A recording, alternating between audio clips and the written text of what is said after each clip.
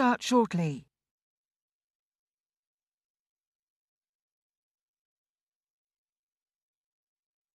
The proceeding will start shortly.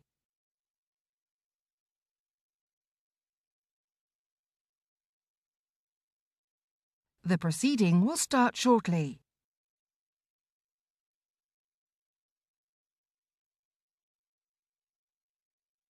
The proceeding will start shortly.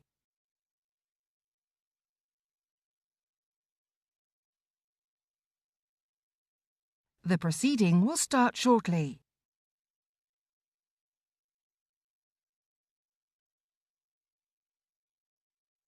The proceeding will start shortly.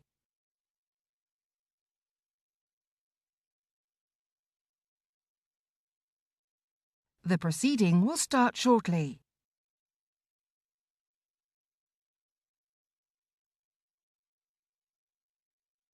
The proceeding will start shortly.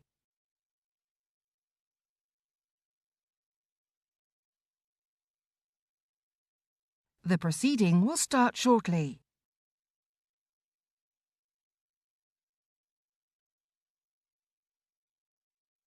The proceeding will start shortly.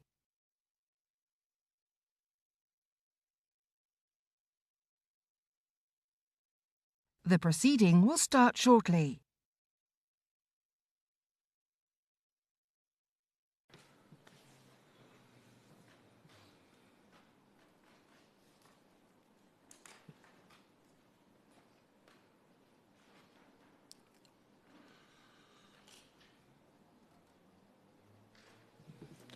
Who's that next? I'll ask you in a second.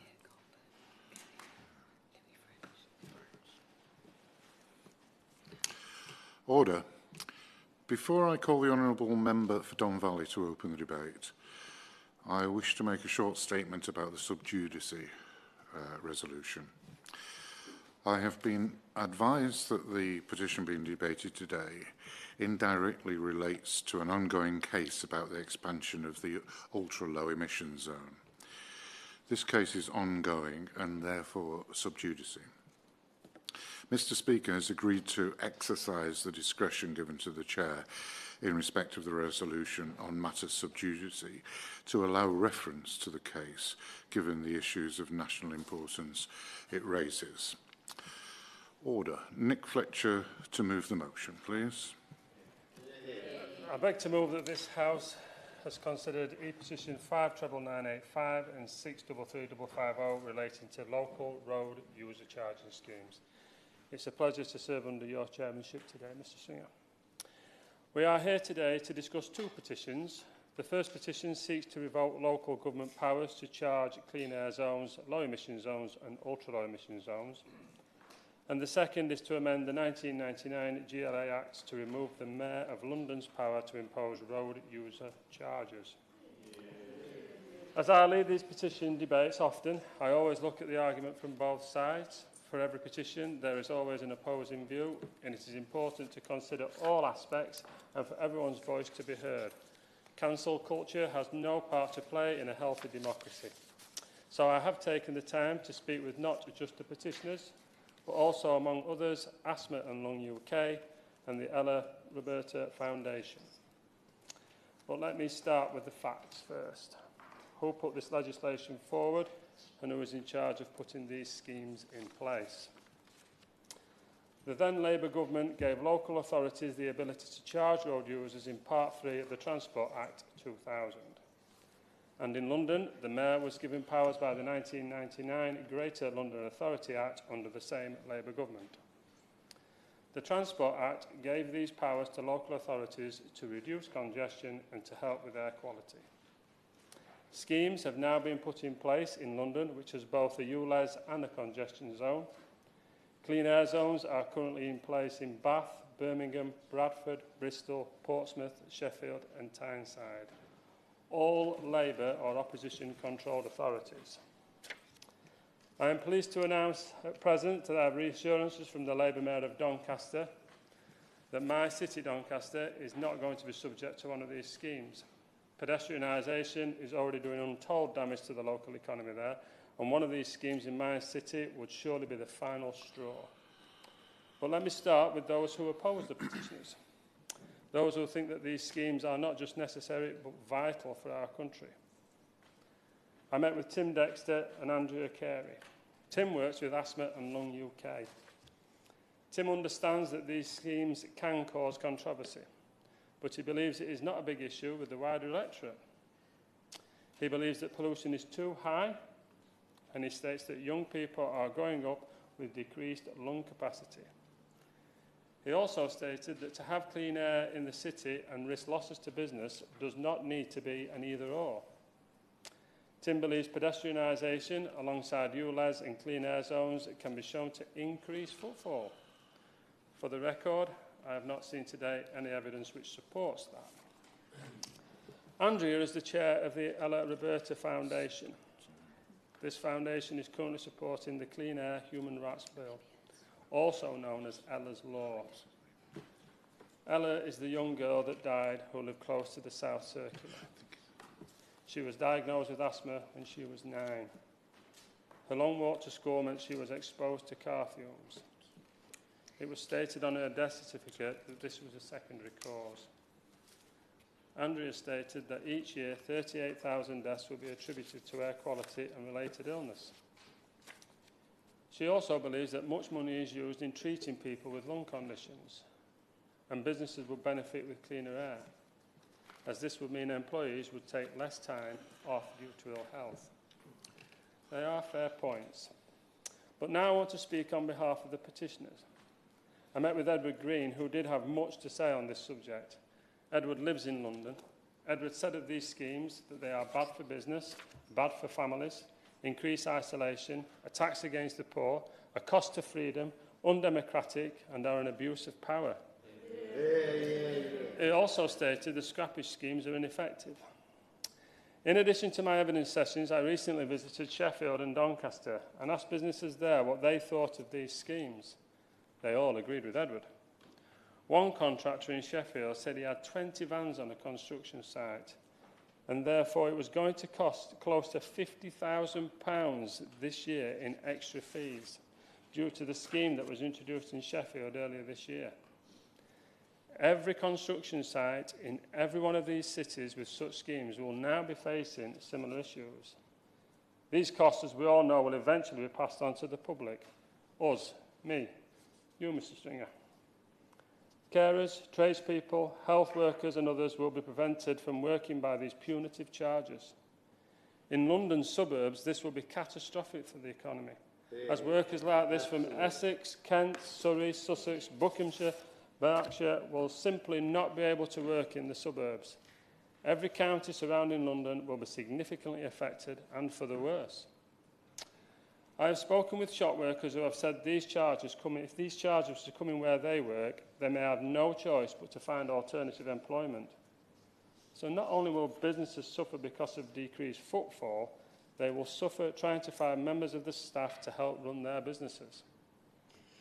These issues have been debated in this House before.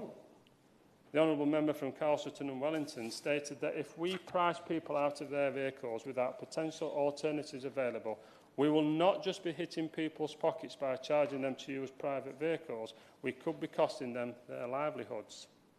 The Honourable Member is correct. I have also mentioned in the Chamber before the concept of 15-minute cities, and I have to say when I see all these cameras being installed, is this the end goal for Labour-run authorities? The question does need to be asked. As you can see, there is much opposition. Nobody disputes that we all want cleaner air. The question is, are clean air zones and ultra-low emission zones the way to achieve this? I personally think not. In tourist hotspots where visitors come from all over the world to spend money, an American or Chinese tourist will not be put off central London because of ULEZ. But even then, it still hurts everyone who works in the city who needs a vehicle. I know some will still argue that maybe in very central London it was needed. But what of places like Sheffield and Doncaster and the thousands of other towns and villages? Is it needed there? Where the economy is built on servicing the needs of local people? I think not. I'm grateful. He's making an excellent intervention. Can I just draw him back to the fact that we was talking about road charging, of course, and the problem right now in the outer boroughs of London, where the ULEZ charge is about apparently to be applied, is that this is coming in under the idea it will clean up the air. Yet Transport for London made it very clear in the report it would have negligible effect. So what about being honest to say this is actually about raising revenue and let the electorate decide on that as well? Does he not agree with me? I think the right honourable member makes an important point, and there's obviously an awful lot of people agreeing in the room, members agreeing in the room. I think, sadly in South Yorkshire...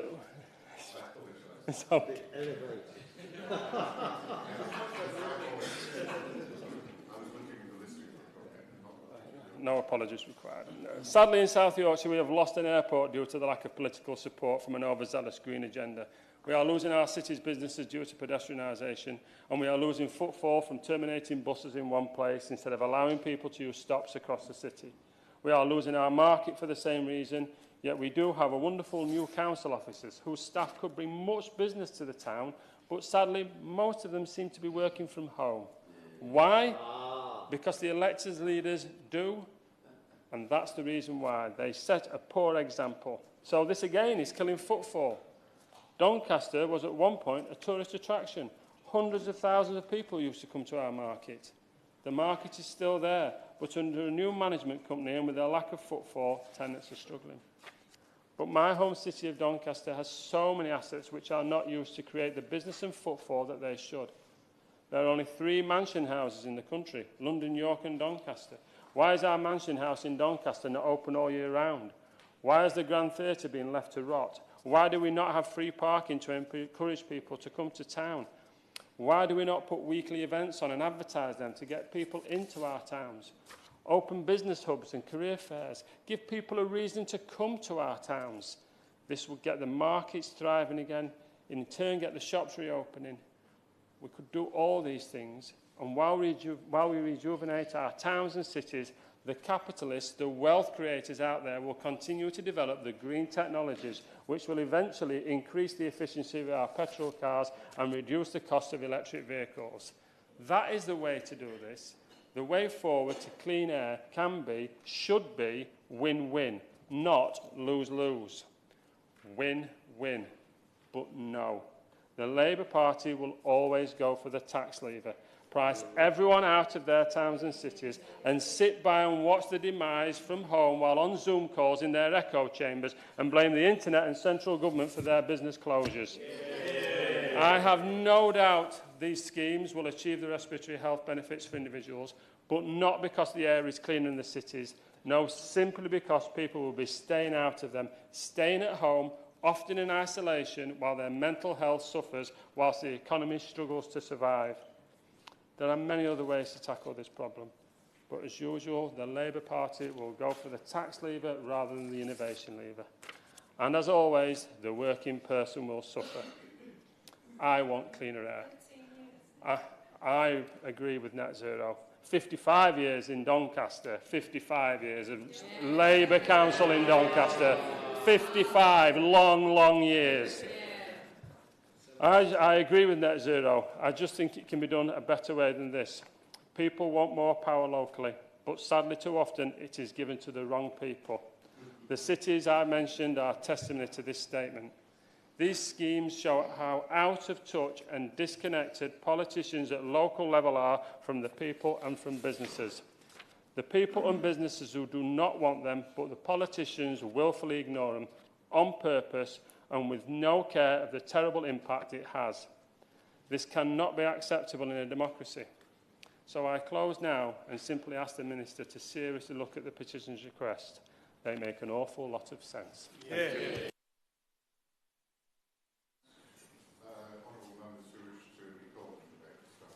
I think you are. This is a 3-hour debate, so I don't think there'll be any necessity for a time limit. Teresa Villiers. You need to propose a question. It's a pleasure to serve under your chairmanship, and I'd like to start by thanking the honourable member for Don Valley for his very able introduction of this very important subject. And also thank everyone who's taken the trouble to sign the petitions that we're reflecting on today.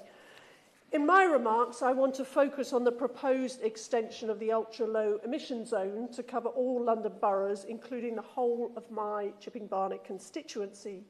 I do not believe this is either justified or acceptable.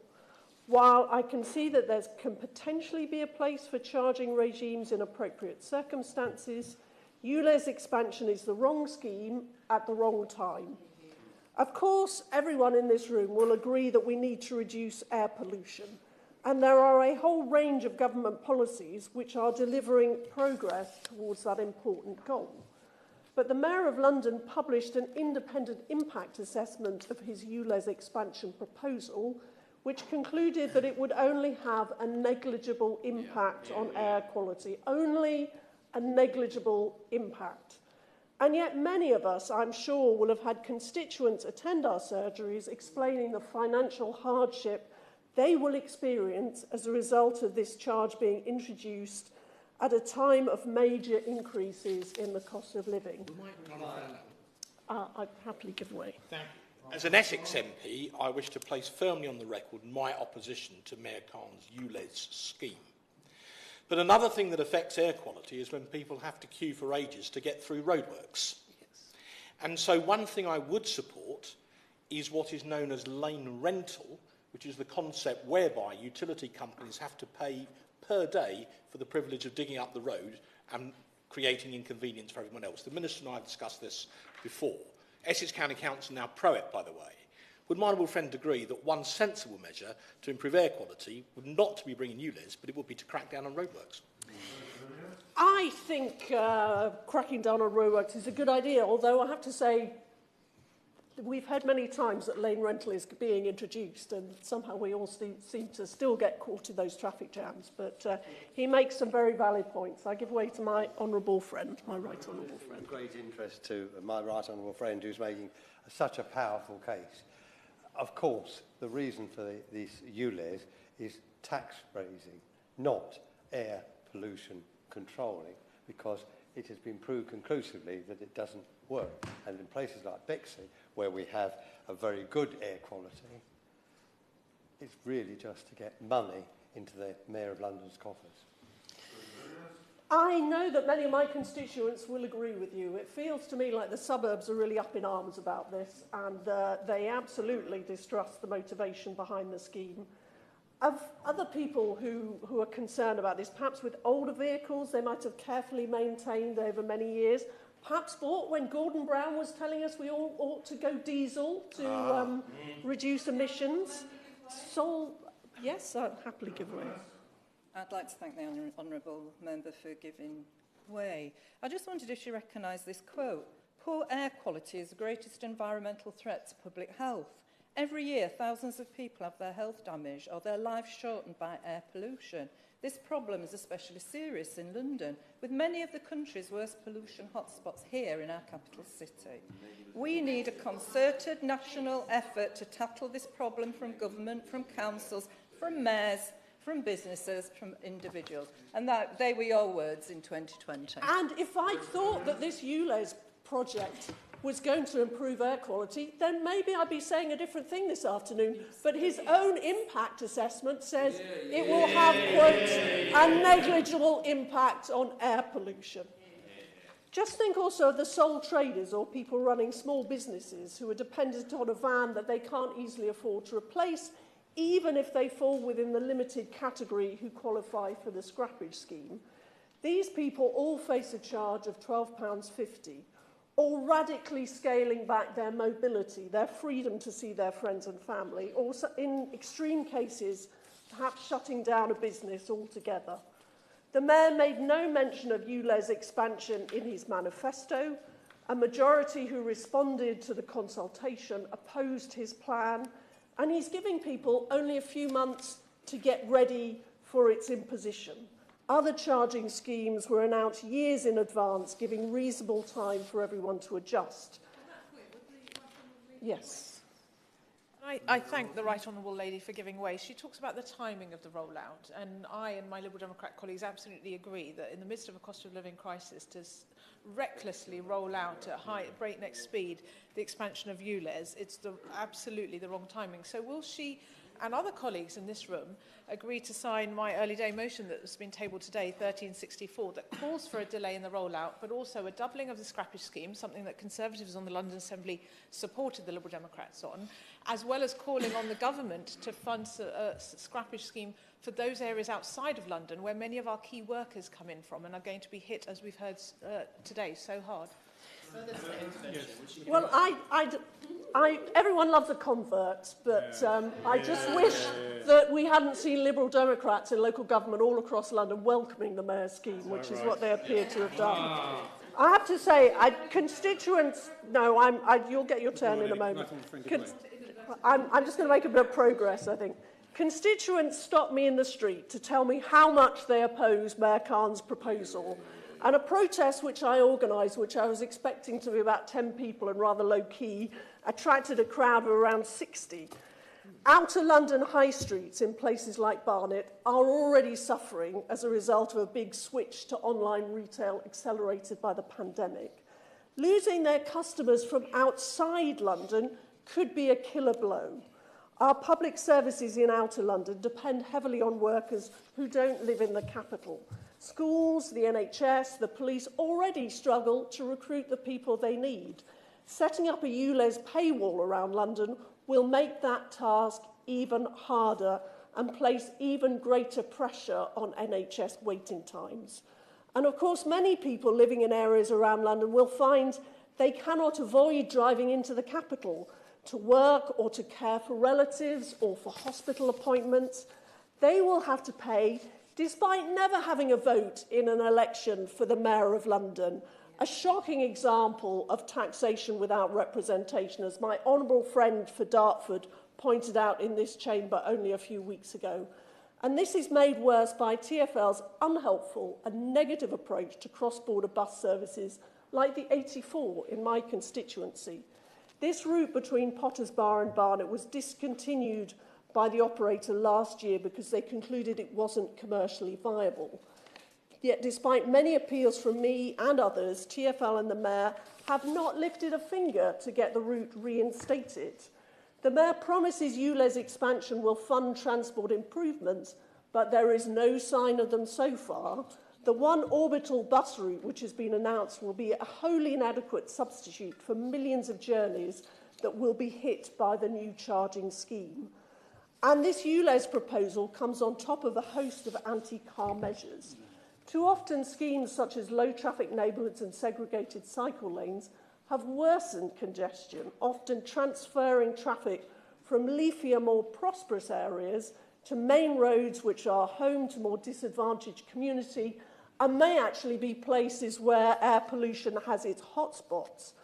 And when it comes to the kind of radical schemes seen in London over recent years aimed at promoting cycling, we should remember that the interests of the small minority who cycle need to be balanced with the majority who do not, including the elderly and people with mobility impairments, for whom getting on a bike is just not a viable option. And it's not acceptable that taxis are being caught up in Mayor Khan's war on the motorist. Nearly half the licensed taxi fleet is now zero-emission capable, and within a decade, all licensed taxis are expected to be electric. Licensed taxis are a crucial part of our public transport system, the only form of fully accessible door-to-door transport in our city. There is absolutely no justification for excluding them from Bank, Bishopsgate or Tottenham Court Road, as is currently the case. That goes against years of cross-party consensus, which meant that where buses go, so can taxis. Yes, I happily give way. I'm grateful to my friend. She's as ever making a powerful intervention. I just want to just push a little bit on this point. Taxi drivers, the numbers of taxi drivers is now halved. The road blockages, the length of the queues, the difficulty to get around London has made their life a living hell, and more are leaving the profession. One of the great shining examples of London transport is being killed off by this present mayor. And I have many constituents who drive taxis who share your concerns, and I think it would be a real tragedy if London lost its licensed taxi fleet. but it does really feel to me that the Mayor Khan is turning London into a hostile environment for car drivers, taxi drivers, and people who depend on van and lorries. So in conclusion, Mr Stringer, the expansion of the ultra-low emission zone to London has no mandate. It will do virtually nothing for air quality. It will be economically damaging. It will hit the poorest harder than anyone else. The Mayor should dismantle Labour's hated ULEZ expansion. If he doesn't, I sincerely hope that Londoners will take the opportunity to vote him out next May and replace him with a Conservative Mayor of London. Well, James Daly, I should have read out before the question. The question is that this House has considered E-petitions 59985 and 633550 relating to local road user charging schemes. James Daly. Thank you very much indeed, Mr Stringer. And as a fellow Greater Manchester MP, I'm sure it will be as much a shock to you as it is to me that none of your Labour Party colleagues are here today in terms of what is a huge issue that affects every single person in Greater Manchester.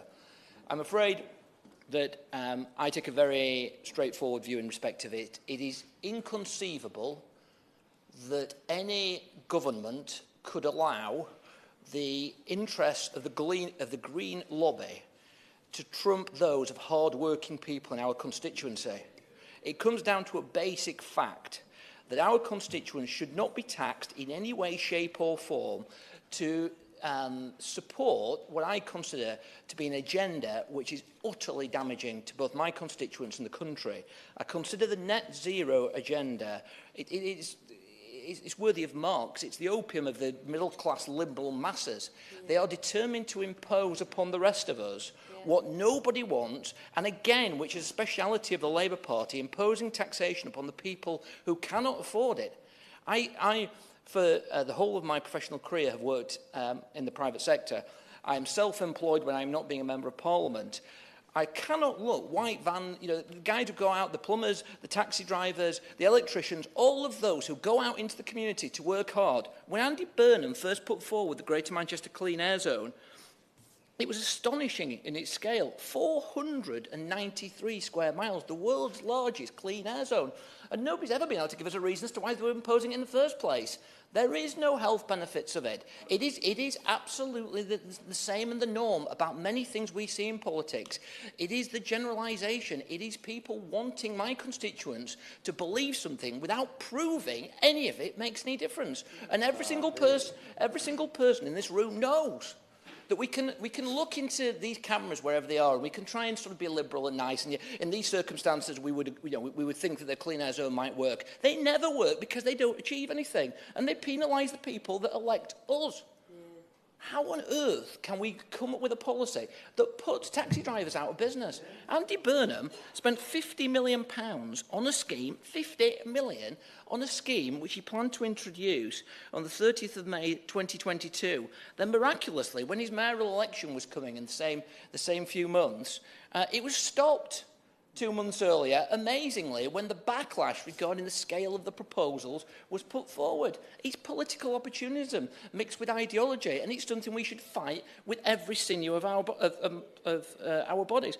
I am surprised, my great friend the Minister is here, but bearing in mind the Greater Manchester MPs have always dealt with DEFRA in respect of the clean air charging zone in my area, it is a surprise to see a Transport Minister here, especially because we've had no interaction. Knowing the Minister like I do, this Minister is a red wall Minister. He believes in low taxation. He believes in supporting the self-employed. He believes in everything that makes all of the people in this room a Conservative. And he certainly, in my view, and I'm sure he will challenge me if I'm mischaracterising him, does not believe that excess taxation should go on working people. And it is fundamentally wrong to please the liberal masses. It's not pleasing anybody, just please the reason why the Labour Party aren't here is they can't show the face. This is a policy that's put in place just to please Guardian readers. We've got to get away from this as both a government and a set of individuals. I could, Mr Stringer, go through. I mean, just to quote this, it's been reported to me, and this has never been challenged by anybody, that the Greater Manchester Clean Air Zone would cost my constituents who have the temerity of leaving their driveway to go to work anywhere between £3,285 and £36,500 a year. depending on the nature of their business, the nature of the individuals. Can you imagine that? Inventing something that actually charges you for leaving your driveway, and that's what Andy Burnham did. Now, Andy Burnham thankfully admitted that the government did not force him to come forward with the proposal, and I asked the Minister, through his good officers, to take back to whoever is going to make the final decision regarding the Greater Manchester Clean Air Zone, that we are a Conservative party. We don't believe in excess taxation. We believe in evidence-based policy, where there has to be some reason to do it. My constituents aren't dropping down dead as a result of alleged dirty air. It just doesn't happen. I've been searching high and low for the evidence to show the excessive health consequences of dirty air in my area. And, Mr. Stringer, there is none. So there is no evidence. It puts people out of business. It allows Andy Burnham and other politicians to waste huge amounts of monies. We've given him £120 million as well to retrofit vehicles. I was in the astonishing position a few weeks ago, maybe a few months ago now, in this in this building, where somebody came down from Transport for Greater Manchester. And we were talking about the active travel, I think the commissioner was called, which seems to be the old thing, encouraging people that no matter what your age is, that jump on a bicycle if you're 85, you know, and go into the local town centre is the way to go, and let's spend millions of pounds in respect of it. The Ongolan Way around my constituency has been reduced from a two-lane ring road to a one-lane ring road. And bearing in mind the impact of that is to cause monumental congestion, the not unreasonable question was put to the person from TFGM, I won't name here, but if people want to know, I can name it. And it was said that the plan, I am not making this up, was to create so much congestion for 6 to 7 years, deliberately, to make sure that everyone would jump out of their cars, get on their bikes, and walk from Ramsbottom in my constituency, which is about 15 miles away, into the centre of Bury if they want to get around. This policy making is based upon fantasy and hits those people who are the wealth creators and the lifeblood of this country. And whether it is the Greater Manchester Clean Air Zone, whether it is ULEZ, it should be stopped by our government. It is not a policy that works for anybody else. And we need to get away from just following the noise of the liberal media who this policy and these policies are all about. The Labour Party don't believe in supporting my constituents. They believe in policies which punish them, and that's the reason why none of them are here today. Thank you. Thank you very much, Mr. Stringer. It's a pleasure to serve under your chairmanship. And I would also like to thank my honourable friend, the member for Don Valley, for leading this debate.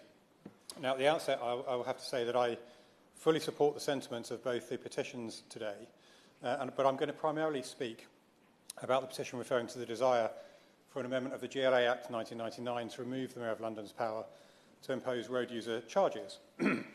Now, this has, of course, been brought into very sharp focus by the Mayor of London's decision late last year to move forward with the expansion of the ultra-low emission zone to the Greater London boundary, a policy which I've spoken to the House of a number of times before. My Orpington constituents are part of the London Borough of Bromley. The London Borough of Bromley will be impacted by this decision, and my constituents are overwhelmingly opposed to the expanded ULEZ, which they see quite rightly as a tax-grabbing scheme to fill the holes in Transport for London's finances. Moreover, it is a tax-grabbing scheme misleadingly dressed up as an environmental measure. Now, despite a growing clamour and loud discontent, the Mayor is continuing with its implementation.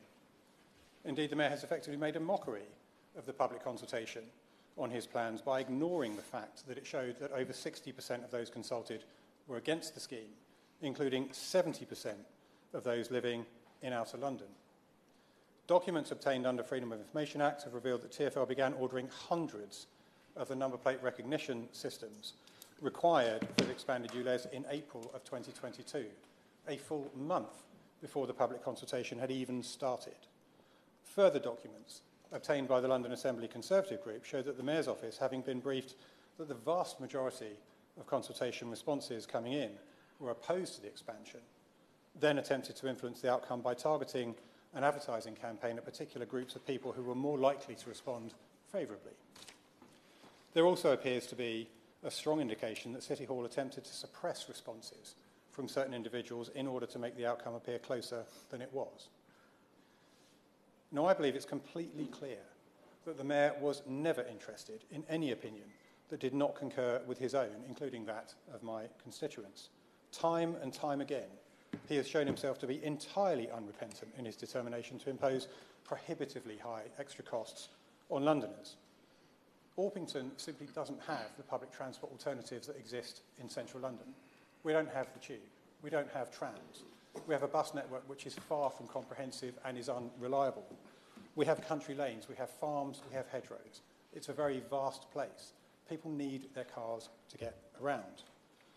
My inbox and postbag has been full of messages from people who are desperately worried because they own a non-compliant vehicle and can afford neither the daily charge nor the cost of a replacement vehicle. For some, the expansion will simply mean that they are not able to drive anymore. Indeed, a TfL commissioned report by the Jacobs Consultancy, it was referred to by my honourable friend, the member for Chipping Barnet, was published in May 2022, and it warned of a disproportionate impact on low-income households due to their lesser capacity to switch to a compliant vehicle and or to change mode. Now, the Labour Party likes to hector everybody about the cost of living, but this scheme is by one of their own mayors, and it's hitting people on low incomes the most because they are more likely to have an older vehicle. Yeah.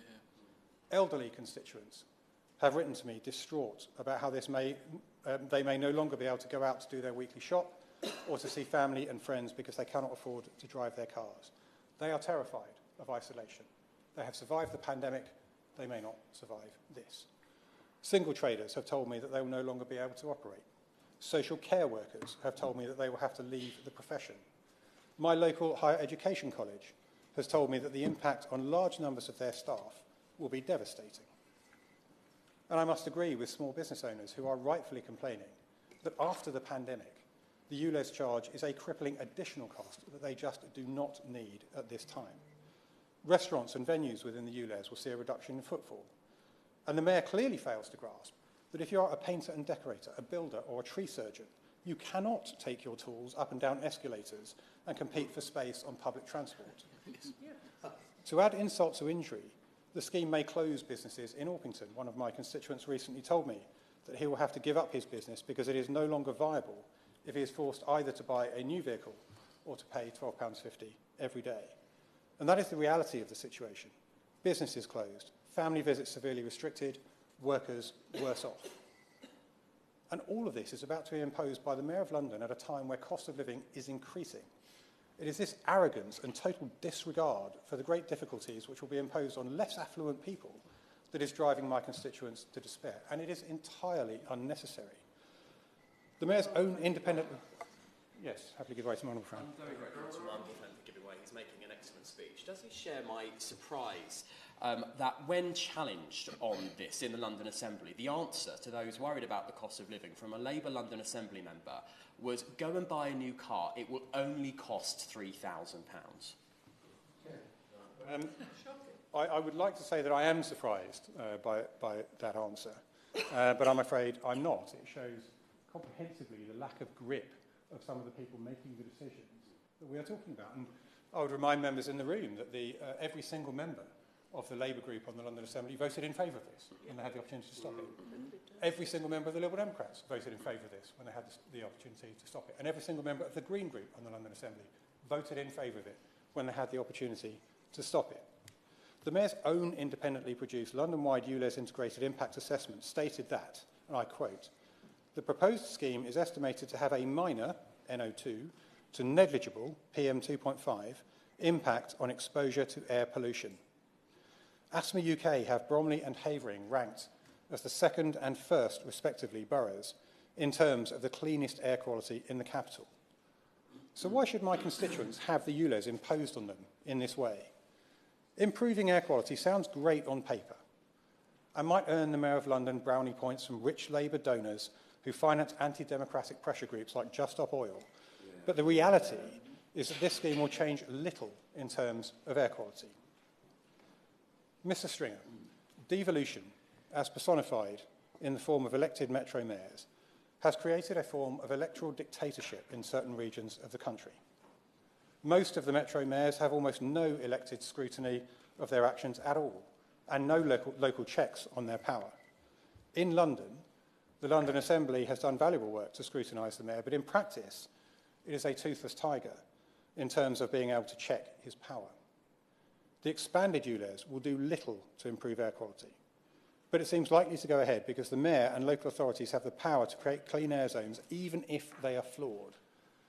And I believe this power needs urgent review.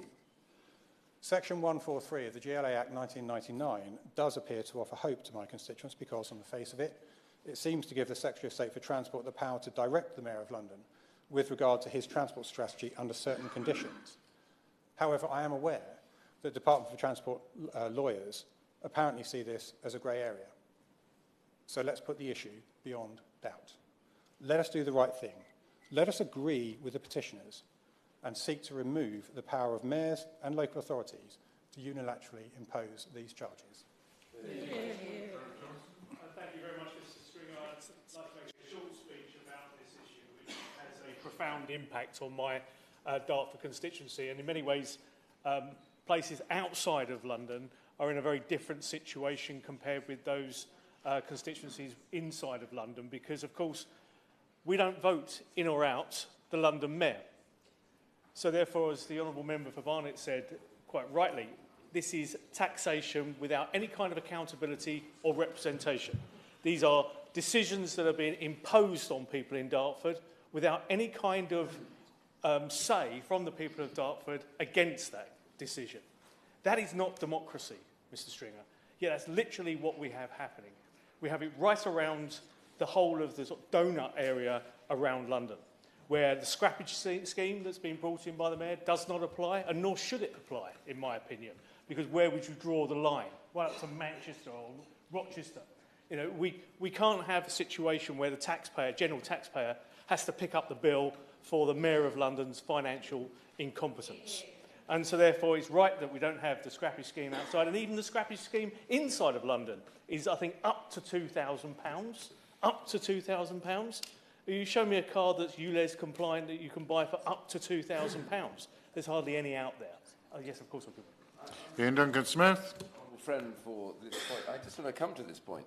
Right now, in Labour-controlled boroughs, my particular one in Waltham Forest, they are trying to build tower blocks, and they will not allow any car parking except for those with disability certificates. That means that even if you do get the right car, you will not be allowed to park in London. This is an attack on the whole idea of the motor car, whether it's electric or whether it's actually using carbon sources. The right honourable gentleman is absolutely right. There's this lack of joined-up thinking about how we actually approach this motor vehicle, where we all know it's just an anti-car mentality that the Mayor of London has. And the impact is going to be not just on people outside of London like in Dartford, but it's going to be right on those areas in outer London that come within the zone. And the reason why it will have an impact there on businesses that people in my constituency are not going to travel to because it will cost them £12.50 to do so. 1 in 7 of my constituents who own vehicles will be hit by this charge. But it's also going to affect the public services that we have in London. I think something like 50% of all Metropolitan Police officers actually live outside of London. I'm sure it's a similar figure, Mr. Stringer, for paramedics, for firefighters and so on. But just make this point. It's the same for those group of people. Now, those group of people are going to have to pay £12.50 to come into London in order to work and to keep the services that Londoners rely on. And not just £12.50. If they're doing a night shift, then they're going to be hit twice. So 25 quid in order to carry out a night shift from the people that Londoners rely on the most. Yes, of course.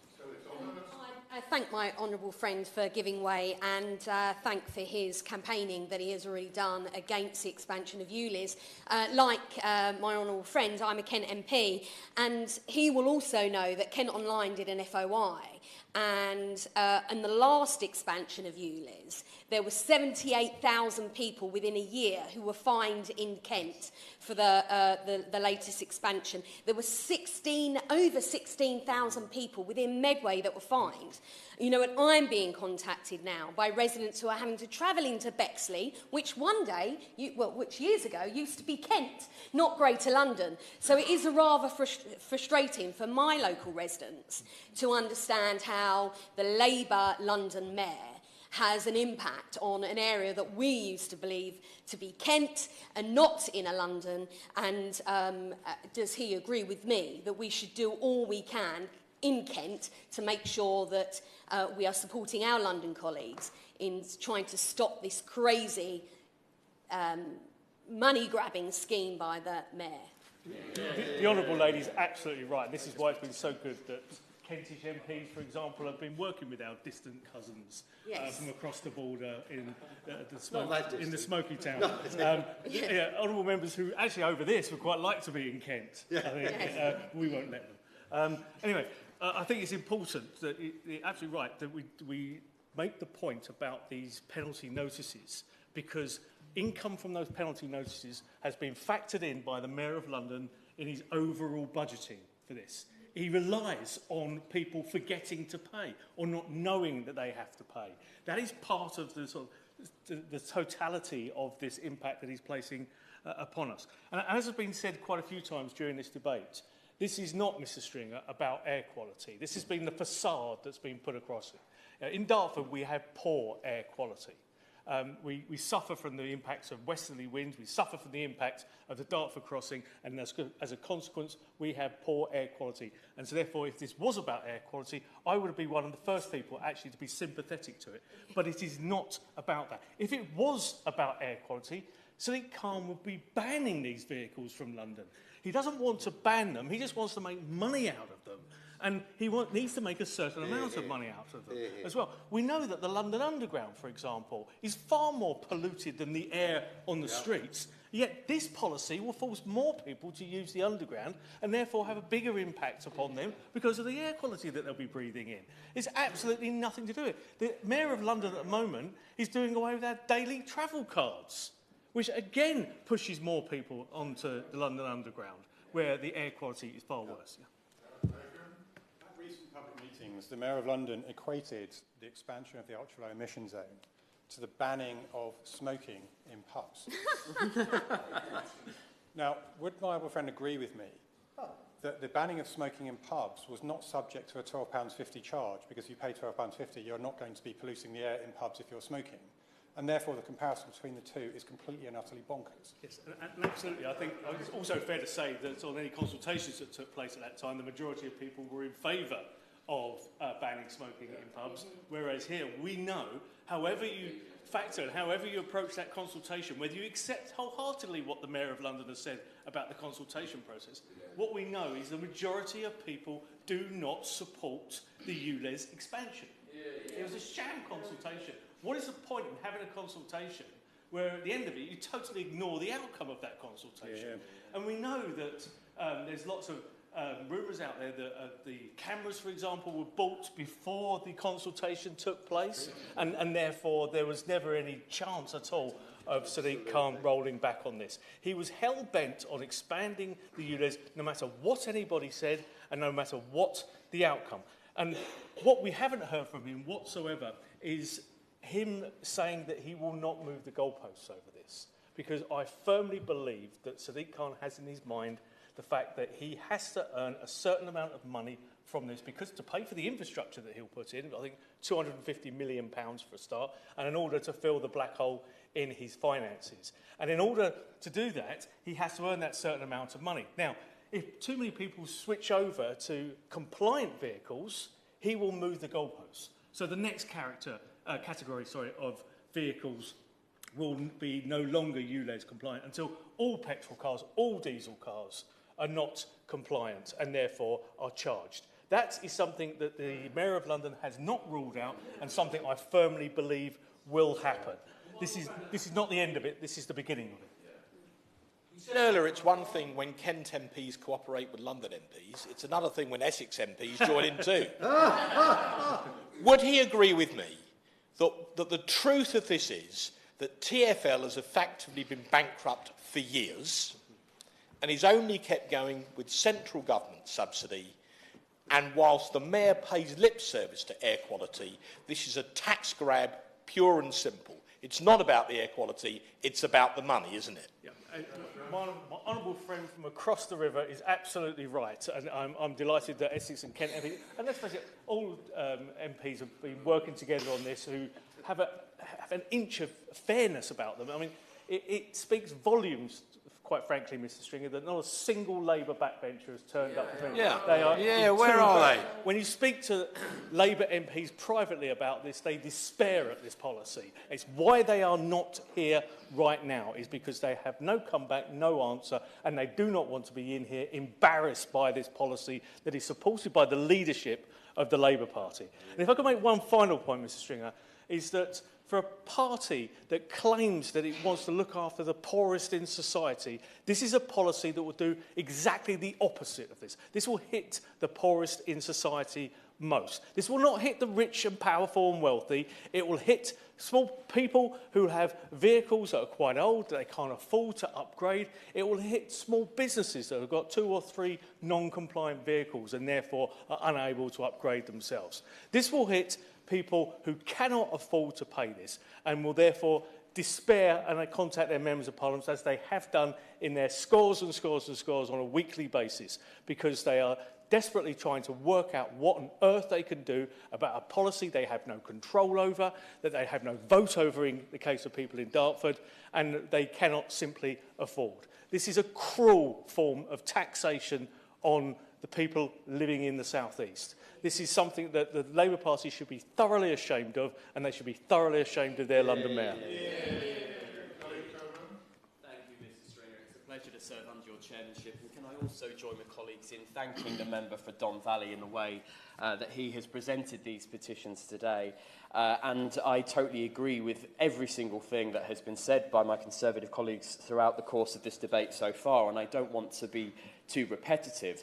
I do want to re-emphasise some really important points, not least of which that this ULEZ expansion was not in the Mayor of London's manifesto, that the consultation showed overwhelming opposition to it, and by his own integrated impact assessment will do absolutely nothing to tackle air quality. If the Mayor really wanted... Gladly. I thank you for the honourable member for giving way. Why do you think in 2020 Nicky Aiken, the Deputy Chairman of the Conservative Party and the MP for the cities of London and Westminster, said, "I fully support the Mayor's ultra-low emission zone and its planned extension. The majority of car journeys in the 2 cities are not made up of local people. They are travelling through, ruining our air quality." How can you say the Conservative Party does not support you? Well, I'm very happy to help the honourable lady from the Labour Party figure out what actually London looks like in terms of its geography, because that comes from the 2 cities, which is inner London, and the Conservative Party did support the inner London low emission zone. It does not support the greater London low emission zone, as in my constituency. I have... Sorry, I apologise. Now, I have long been opposed. I will gladly give way to my honourable friend. Would my honourable friend acknowledge that the inner London ultra-low emission zone is contained within the congestion charging zone, which has a massive surplus of public transport alternatives and had demonstrably worse and less clean air than outer London, which is why my honourable friend, the member for Cities of London and Westminster, was in favour of it while she was leader of Westminster City Council, why it was supported when it was initially consulted on under the mayorship of Boris Johnson by the GLA Conservative group.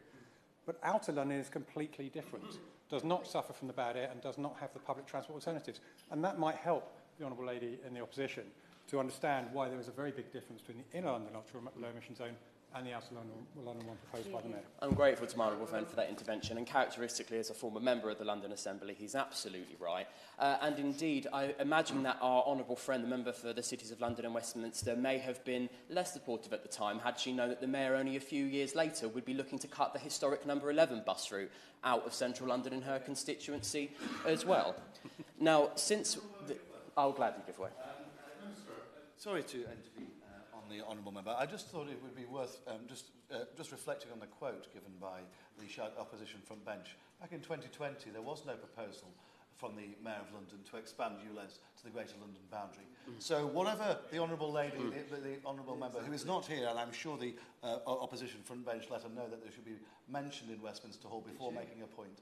I'm sure they certainly did that. But whatever she was saying in 2020 wasn't supportive of whatever Mayor Carnes put forwards. It wasn't anything about what's being debated today, because that wasn't the proposal of ULEZ at the time by Mayor Carnes, which is entirely the point, largely, of some of the petitioners who got in touch about today's debate.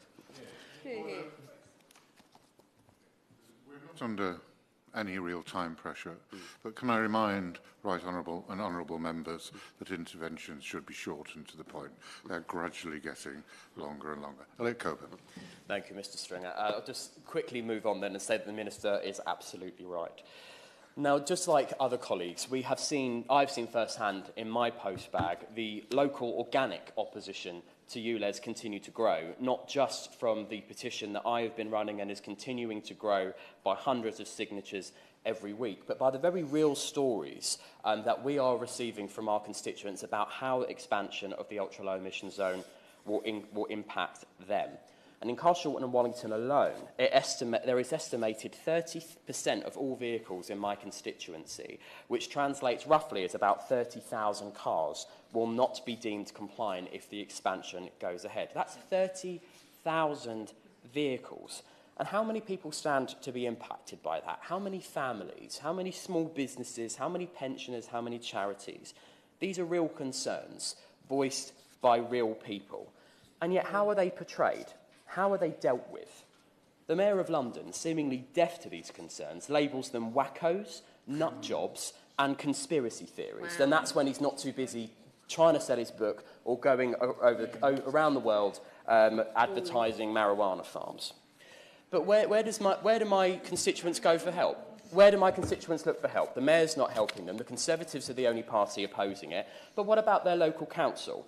Well, behind all the latest smoke and mirrors there is the inescapable fact that the Liberal Democrats have been consistently pro-ULEZ all the time.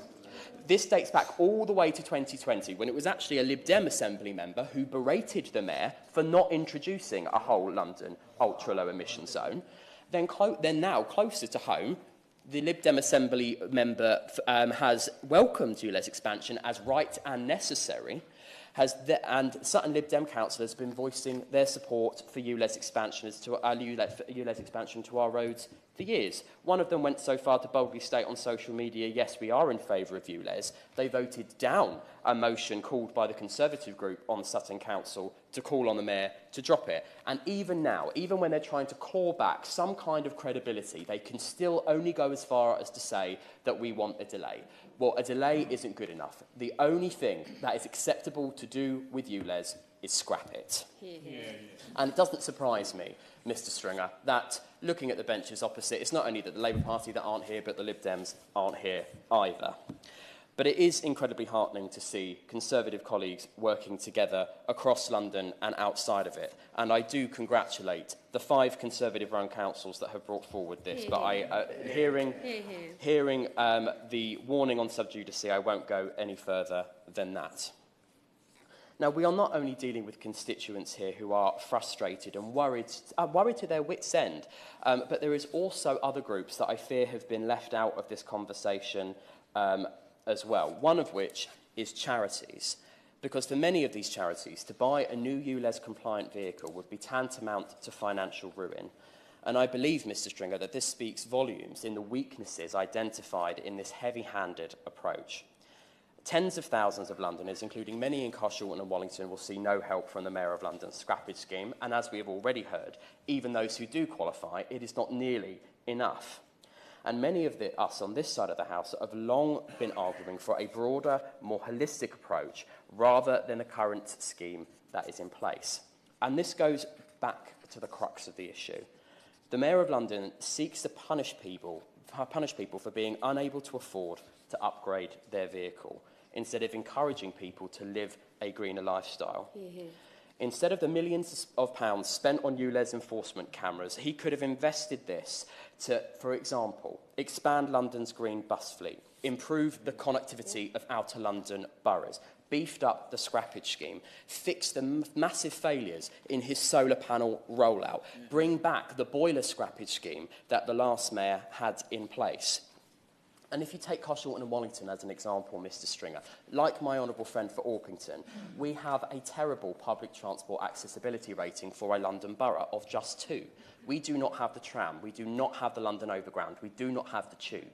We have bus networks and a limited number of national rail networks. And as my honourable friend for Orpington says, they are often unreliable. The expansion of the tram to Sutton was scrapped by this mayor, and yet has the audacity to say that he will somehow improve the public transport network, which in our case is a Superloop bus, Mr. Stringer, which already exists and has a limited number of stops. So how can my constituents get to work, visit friends and families, and go about their daily lives if they can't afford the £12.50 daily charge and there isn't sufficient public transport network in place? The short answer is they won't. And rather than encouraging people through proactive means, he's decided to go with a heavy-handed approach of slapping hard-working Londoners, of the least well-off in our communities, with an arbitrary fee just to leave their driveways. This is not the way to do it, Mr. Stringer, so I urge the government to look at the petitioners' asks again, because we cannot allow this ULEZ expansion to go ahead. Thank you very much, Mr. Stringer. It's a pleasure to serve under your chairmanship today. I would like to just make a brief intervention on behalf of my constituents, Bexley Heath and Crayford. I congratulate my honourable friend Don Valley for securing this debate today and for his comprehensive leadership on the debate. I would like to congratulate also my right honourable friend, the member for Chipping Barnet, on her comprehensive, passionate and interesting speech against the ULEZ and what is happening. And I don't want to waste everyone's time by repeating the comments that she made, but I totally endorse them. My friend from Orpington has also made a very passionate speech. We've been friends for a long, long time. We're neighbouring boroughs and we have similar situations. But what I would like to say most importantly of all, Mr. Stringer, is that people in Bexley, and particularly, need their cars. We do not have an underground system.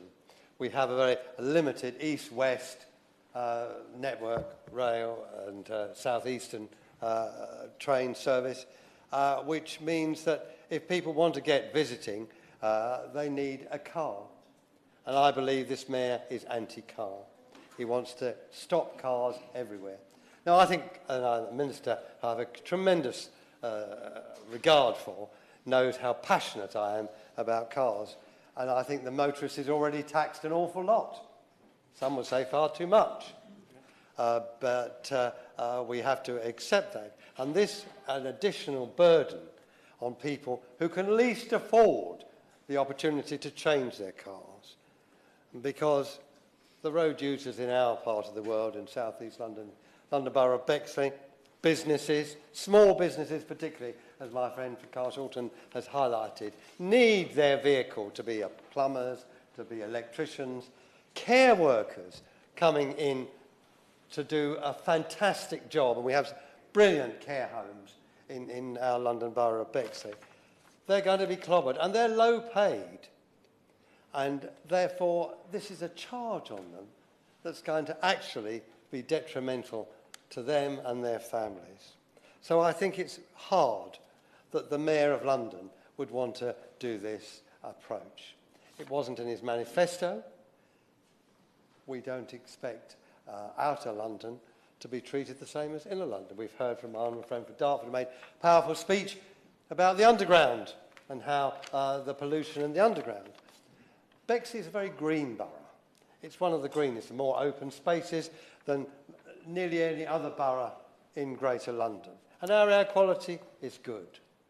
Of course, we want to improve air quality everywhere for health reasons. But to attack the outer London boroughs in the way that the Mayor wishes to do, I think, is a disaster, unfair and undemocratic. We had an opportunity to have a consultation. It was a sham consultation.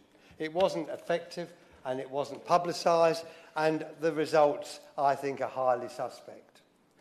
And my view, Mr. Stringer, is that the respondents, certainly in our borough, in my constituency, is overwhelmingly against. Whatever their political views in Bexley Heath and Crayford, they are against this policy for practical and financial reasons.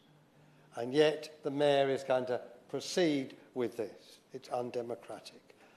And I have a huge disregard for his approach of not listening to facts, not listening to the comments, because in democracy we all have to listen. That's what it's all about. And I'm therefore really disappointed that he will not delay this implementation so we can have another look at it, because we believe in my part of the world of London that it is the wrong policy at the wrong time, particularly with the cost of living situation that we have, particularly because we don't have in outer London the transport network that we need, particularly because people on low incomes who are doing fantastically good caring jobs are going to be taxed disproportionately because they need their car to get on the unsocial hours that they have to work, whether it's night shift or late shift or early shift or whatever. And there isn't the transport to get them backwards and forwards from home into their workplace. Now, I think, Mr. Stringer, that this has been a good debate because it's been comprehensive on the Conservative side of different views put together with one conclusion. This must be stopped and it must be scrapped. It is, I know, and a lot of the empty Labour benches say it all, because a lot of Labour people in my constituency are fundamentally against this policy too, that they don't speak up and join us, which is a great pity. So I would just say that, of course, we want to do all we possibly can against pollution, but this is the wrong policy at the wrong time and attacking all the wrong people. Yeah. Thank you, Mr. Stringer, and I would like to start by thanking my honourable friend, the member for Don Valley, for securing this important debate today. And I would also like to thank all of my constituents in Old Bexley and Sidcup who have not only signed these two petitions, but also the 6,000 constituents who have also signed my petition against the Mayor of London's ULEZ expansion to Bexley and all of Greater London. The subject of this debate is of huge concern to my constituents, as the planned ULEZ expansion, a tax raid on drivers in Outer London and the neighbouring counties, as we've heard already, will hammer families, small businesses and the emergency service workers with bills of £12.50 per day or around £4,500 a year. And as the petitions highlight, and as we've heard from honourable members already on the Conservative benches, the ULEZ expansion is overwhelmingly opposed by the public. It has also raised a number of serious issues and questions, including the process and powers being used by the Mayor to push it through, which I hope the Minister will look closely at again, given these petitions. Firstly, there are questions about whether the Mayor has the mandate to do this. As we've heard already, it was not in his manifesto, and the impact of the expansion will also be felt far outside the Greater London boundaries. That is alongside the fact that local authorities also have a statutory duty over air quality, and as we know, several boroughs are opposed to this policy. Secondly, as highlighted already, the proposals were overwhelmingly rejected in the consultation by around 70 to 80% of people in Outer London. I think if you look at black taxi drivers, it's even higher, unsurprisingly. But even Unite the Union, one of the biggest funders of the Labour Party, are against Labour's policy, and they've described ULEZ as anti-worker. But despite this, in a rare moment of consistency, the Labour leadership are supporting it and doubling down in their support for the Mayor of London. And it is clear to see why people are so furious about the decision, given with the current cost of living challenges. In Bexley alone, the area that I'm proud to serve, around 31,000 vehicles will be directly impacted, hammering us, as I said, the businesses, families and key workers with those bills. And the RAC's own independent estimates, which are far different to the TfL ones that I think we've all started to question, put the figure for Outer London at 851,000 vehicles that will be impacted, and that's just inside those Greater London boundaries. So by introducing the charge in August, with less than a year's notice, the Mayor has given people hardly any time to switch vehicles, which is one of the main points raised by objectors in these petitions and elsewhere. Now, this may suit the Mayor of London, as he and Labour desperately hope people will forget about ULEZ before May's election. But I have some news for the Mayor. Londoners will not forget, and barely a day goes by without a constituent stopping me in the street and highlighting how ULEZ will impact them. This also includes in the upcoming by-election in Uxbridge and South Ruislip, where voters there have the opportunity to send Labour a message when it comes to ULEZ. Now, these people include pensioners who rarely drive but need their car to go shopping or to hospital appointments, families who need to drop off their kids, perhaps at different schools each morning, and then those tradesmen who need their vans for their tools, as we've heard already, to get to jobs. But also in Bexley, a particular issue, as my honourable friend for Dartford has highlighted, it's those shops on the boundary in places like Bexley Village, where many customers come from neighbouring Dartford or Rochester to use those services, where people are so scared that they will see such a significant drop in their footfall and their customers. Now, alongside this, the clearly negative impact of ULEZ expansion on businesses and hard-working families is also important to highlight again that over 50% of blue light workers in London live outside the capital. And 90% of care workers nationally use their own cars for work. These are not my figures, these are official figures. Now, this expansion will create many knock-on issues for the emergency services in the likes of Bexley, including, as we've heard, the doubling of charges for those working nights. It would also negatively impact patients, with my local hospital in Sidcup, Queen Mary's Hospital, sharing a number of services and nurses with the likes of Dartford. These are all issues that I do not believe have been properly thought through, as the Mayor of London desperately seeks to fill that black hole in Transport for London's finances, who he is responsible for. Bexley does not have the underground, and like many other London boroughs, it does not have the same transport options and connectivity as central London. So it's extremely unfair that the Mayor of London is proposing plans for ULEZ expansion. In recent years, as I've said, we've also seen our bus and other services cut by the Mayor of London. And there is nothing in his so-called reinvestment plans that will help areas such as Bexley and the South East. For example, when we last had this debate, subject back in December, I believe it was, I think the member for Dartford secured that debate, and in this very room, the Mayor's office sent out a glossy press release just before that debate that went to all members of this chamber, highlighting why we should support ULEZ, because he's going to expand buses in outer London. Now, what actually happened in reality? The very next morning, the B13 service, which serves my elderly constituents and other constituents in Bexley, had its frequency cut. The very next morning. And what have we heard since? We've heard about what we now call the super flop announcement of these bus routes that are getting rebranded in outer London, but not helping anyone at all. And we're expected to tell our constituents, we're really sorry, you should drop your opposition to ULEZ, because the Mayor of London is rebranding an existing bus route in our area. This is complete nonsense.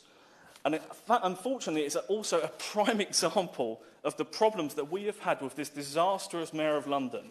All we hear is press release after press release, but when it comes to substance and helping those hard-working Londoners across the capital, he fails time and time again.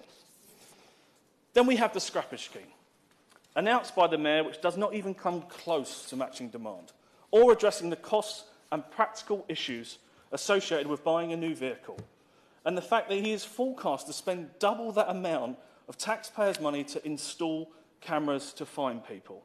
This highlights again how this policy is not aimed at improving air quality, but in terms of raising money. And it is important to remember that when Labour members of the Greater London Authority had the chance to vote to expand the scrappage scheme to help more people, they didn't. Despite the fact they voted not to help people when they could have. Despite the fact that ULEZ is forecast to raise over £1 billion in the first 2 years of expansion. Freedom of Information requests have revealed these figures in the last week or two. And also the fact that the government have provided Transport for London over £6 billion in taxpayer bailouts in recent years. Another figure the Mayor of London frequently forgets to mention. Now, the point is supported by the fact that Mayor's own independent impact report on this policy, as we've heard already, highlighted a negligible impact on improving air quality in outer London. Our areas are very different from central London, and we have, as my honourable friend for Bexley and Crayford has already said, we are already seeing improvements in air quality, but we need to make sure that those policies are the ones that actually improve air quality, the ones that actually encourage people to act more sustainably, not those policies that are very clearly greenwashed to raise money. And if the Mayor of London actually wants to help tackle air pollution rather than raise money, further investments should be made to support people, including electric vehicle charging points, including the installation of charging points, encouraging people to switch to electric vehicles where they can, and also leading by example on TfL's own bus fleet, as we've heard already with the underground air pollution.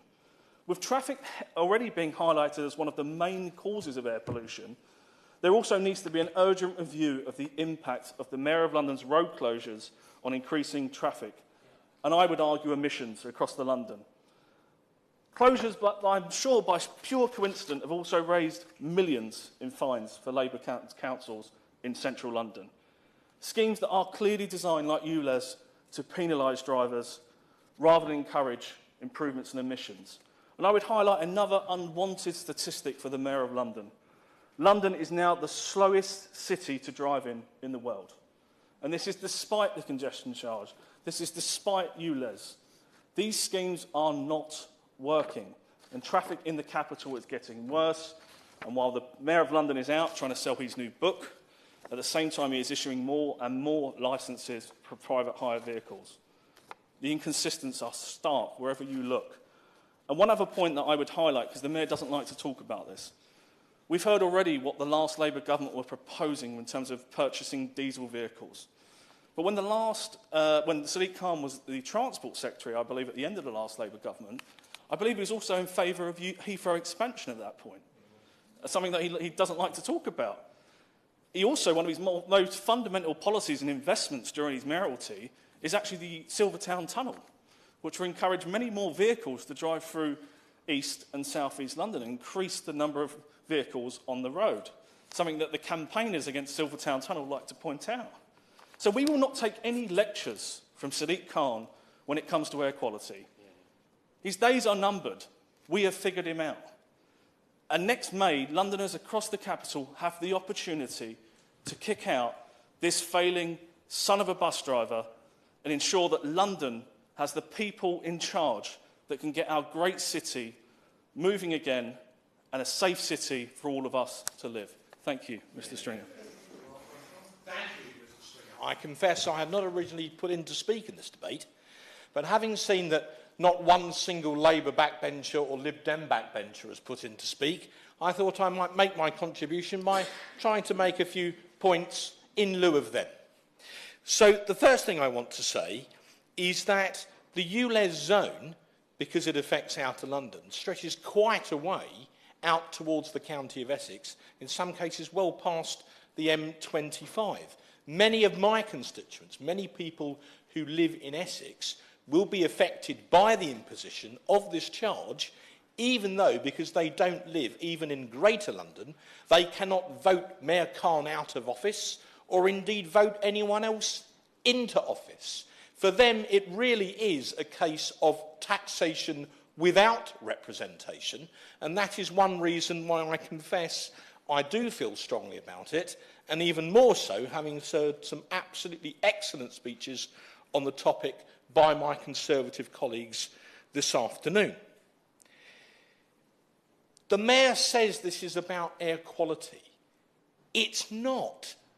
As my right honourable friend from Chipping Barnet made perfectly clear, the studies, the detailed scientific analysis of this shows that the effect of this on air quality will be marginal at best. Everybody knows the truth. It's not about air quality. That's the fig leaf that Mayor Khan is using to justify it. It's about the money, because TfL is effectively bankrupt and has been for some years, and therefore he is trying to use this charge in order to fill that black hole. It is perfectly obvious what he's up to, and I think every Londoner in their heart of heart really knows that. And because when this comes in, it will add to the other problems that he has introduced, all of the road closures, all of the road narrowing measures in London, which serve to create more pollution on an increasingly congested number of remaining roads because the traffic has to go somewhere. And so those measures are now making London one of the worst cities in which to drive. And as has already been made plain, not everyone can take public transport, often because if they need tools or equipment for work, they have no choice other than to drive. And this affects people in the public sector. It will affect police officers who have to drive in, who work in the Met. It will affect NHS workers who have to drive into London to work in hospitals, and I declare an interest because my wife will be one of them who will be affected by this.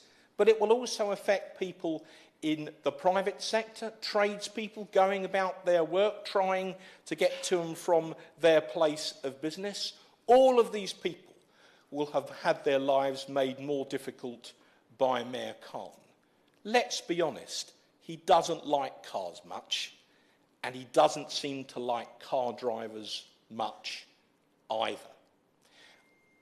A black cabbie said to me just a few weeks ago, Sir Graham, and I'm going to quote him, "I've been doing this job for over 30 years and I've never known the traffic in London to be as bad as it is now. Between all the road closures and the roadworks, it's virtually impossible to get anywhere." And I think it's about time someone raised it in Parliament. Well, Bill, I think that was his name, sir, now they have. And I have to say that Bill the cabbie was absolutely right. It's becoming incredibly difficult to drive across our capital city because there are so few arteries that you can take. And if there's an accident or heavy roadworks on one of those arteries, that whole part of London could rapidly grind to a halt. Will the honourable member give way? In return for earlier, I'd be glad to. Does he agree with me that in an age where we're trying to become a more productive economy, it's just madness to make it more difficult to get around our capital city, which generates so much of our GDP? It's just crazy. Yes, I mean, perhaps it's a function of my age, Sir Graham, but I can remember a time when the fastest way to get across London was to hop in a cab. It's certainly not that way now. And I think we've now got about half the number of black cab drivers that we had prior to the pandemic, which is a fantastic drop-off, bearing in mind that it takes on average 3 or 4 years to do the knowledge and get your green badge anyway. Many of them have given up. When you talk to them or talk to friends of people who have given up, many of them have given up partly because of their age, and it was an effect of the pandemic, but many others have given up because it's so difficult to get across London. It's just too stressful a way to earn your living. That's why sometimes you can wait for quite a long while to get a black cab in London, because there are far fewer around than there were. And if anybody knows about the challenges of driving across London, I would suggest that black cab drivers are well placed to comment. And then lastly, if I may, one of the other great problems is roadworks, and they have a great effect on air quality. It's also one of the most frustrating things about modern life, is it not? When you spend ages in a car, crawling ever so slowly forward with those lights to get through that contraflow, to finally make it through the lights, to then drive past a perfectly coned off big hole in the ground with absolutely no one in sight doing any work on it at all. How many people get wound up by that? And we've had a proliferation of roadworks. In my own county of Essex, we're the roadworks capital of the UK in a recently recorded 12-month period. So we had 77,000 roadworks of one kind or another. Now that I can't blame on Mayor Khan. I can talk there about the utility companies and Essex County Council highways, but there are just too many. So I've launched a Can the Cones campaign, and the Minister kindly agreed to meet me in March. And one thing he was looking at was lane rental, not ULEZ, but making contractors pay by the day to dig up the roads. And in parts of the country where you've brought that in, funnily enough, they tend to get the job done that much quicker. So perhaps in his reply, the Minister could spare me a moment or two to tell me where he's got to on that. Not least as Essex County Council, I'm pleased to say, have now come round to the idea and are working on a joint scheme with Suffolk to introduce that. And the reason it's so important is that as communities have grown historically, what you tend to find is most of the utilities have been laid on a very limited number of roads. So those are the ones that get dug up again and again and again, and they would be ideal candidates in order to bring in some form of lane rental. So, Mr. Chairman, I thank you for your forbearance, sir, and I thank the House. But I would summarise as follows. ULEZ is going to be, if it's introduced, and I yet hope the Mayor might relent, a tax on ordinary, hard-working men and people of this country who will be penalised $12.50 a day for having the temerity to want to go to work to earn money to put food on the plates of their families. That is what Mayor Khan is doing. The whole bit about air quality is complete camouflage. It's not about that. It's about the money. And for that reason, the petitioners are right, sir, and that, rather than the cause, it's ULEZ that should be scrapped. Gilfinus. Thank you, Mr Stringer. It is a pleasure to serve under your chairpersonship, and I want to thank the honourable member for Don Valley for moving this motion on behalf of the Petitions Committee and other honourable members who have all contributed today. It is an unusual sight to see the Tory party all in solidarity of one another, because everyone agreed with one another, and it's not something we see quite often in this House. Air pollution is a serious... Order. Air pollution is a serious yet solvable problem. The government's own figures estimate that between 28,000 and 36,000 deaths are attributed to air pollution each year, or between 80 and 100 deaths each and every day. 3 years ago, 9-year-old Ella Ado Kisidebra became the first person to have air pollution listed as a cause of death by the coroner. This heartbreaking case demonstrates the urgency at which we must tackle air pollution. Currently, the UK air quality limits stand at 20 micrograms of particulate matter per cubic metre of air, which is 4 times higher than the World Health Organisation's target of 5 micrograms. And the government is only committed to reducing this limit to 10 micrograms as late as 2040. Sadly, those World Health Organisation guidelines for air pollution continue to be missed across London. Transport is a leading cause of air pollution, estimated to contribute 35% of nitrogen oxide pollution and 13% of PM2.5 pollution in 2021. These stark figures cannot go ignored, and we need action from the government to address this problem.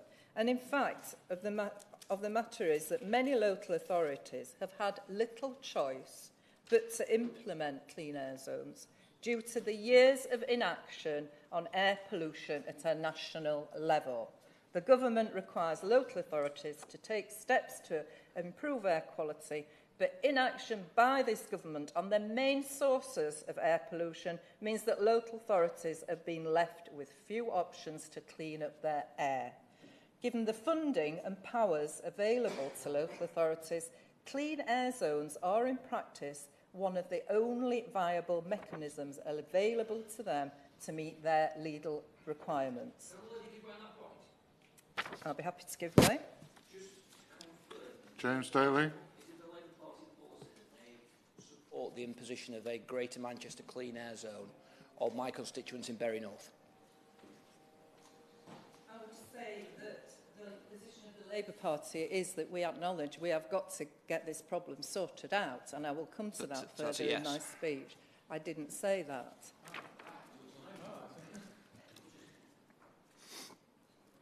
I will come later to that in my speech, is what I said. The Minister may not want to admit it, but that is a clear policy direction set by the government, and local authorities are merely meeting their obligations at the behest of government. And I would note that although colleagues on the government benches like to kick up a fuss about clean air zones, their own government has approved those clean air zones where air pollution reductions have been legally required.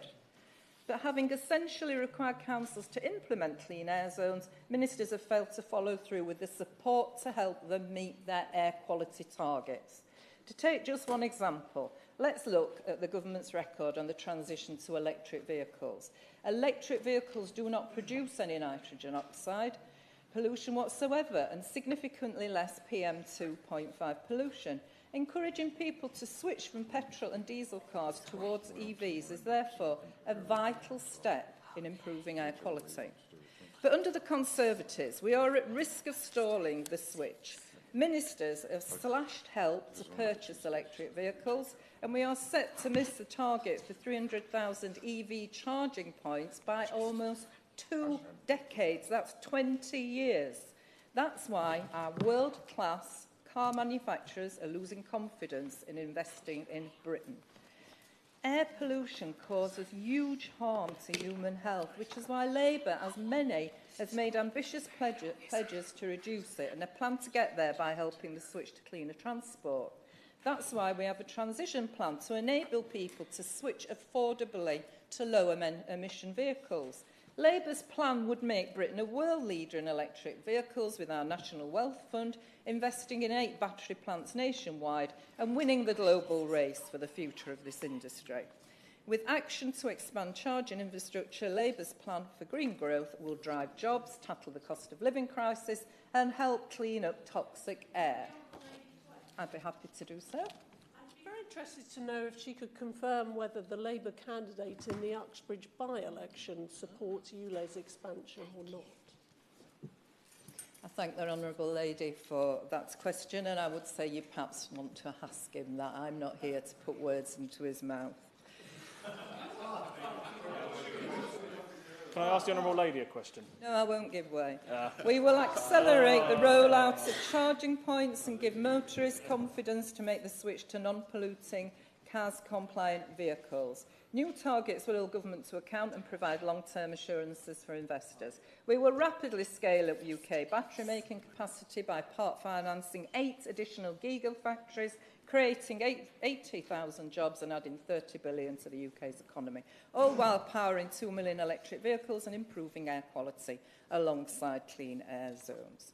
And the next Labour government will build the infrastructure fit for the century, ahead by delivering the Northern Powerhouse Rail and HS2 in full, unlocking growth and investment that businesses are crying out for and helping people to switch to clean public transport. We're also committed to passing a Clean Air Act, building on the pioneering work of the Labour government in Wales. This would establish a legal right to breathe clean air and place tough new duties on ministers to ensure air quality guidelines are met. We will enshrine World Health Organization standards on air quality into UK law and act quickly to bring down harmful emissions and air pollution through our ambitious Green Prosperity Plan. This plan will allow us to invest in the green industries of the future, making the UK a leader in green industries such as clean and renewable energy. Rolling out more electric vehicles, greening our power sector, insulating 19 million homes within a decade will make a huge difference to the amount of air pollution emitted from UK transport, energy and homes. Labour's plans will ensure that people across the country are no longer forced to breathe air that is harmful to their breath. Whilst this government is too busy tearing itself apart to tackle these serious issues, Labour stands ready to decarbonise our transport, clean up our air and make Britain a world leader in the technologies of the future. I have just one question to answer the Minister, and that is, why have you not done more about air quality for the last 13 years while you have been in government? Why have I got quote after quote of Conservative London MPs saying that they supported ULEZ, and now all of you are backing off? I wonder why. Thank you. Minister Holden. Thank you very much indeed, Mr. Murray, and it's a pleasure to serve under your chairmanship and indeed of Mr. Stringer's as well for today's debate.